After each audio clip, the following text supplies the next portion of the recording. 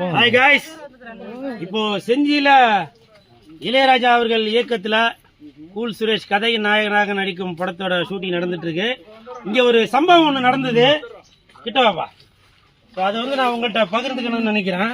அது என்னன்னாக்கா, ஷூட்டிங் பாக்குறதுக்கு இந்த தங்கச்சி அதை காட்டுங்கம்மா, பைய காட்டுங்கம்மா, வெக்கப்படாதீங்க, காட்டுங்க தங்கச்சி, காட்டுமா அதை.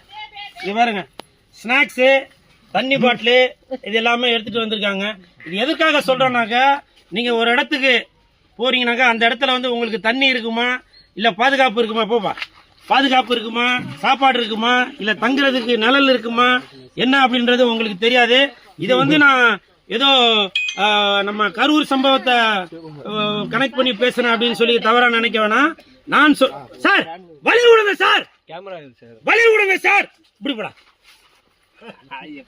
சார், வழி விடுங்க சார், ஷூட்டிங் நடந்துட்டு இருக்கு.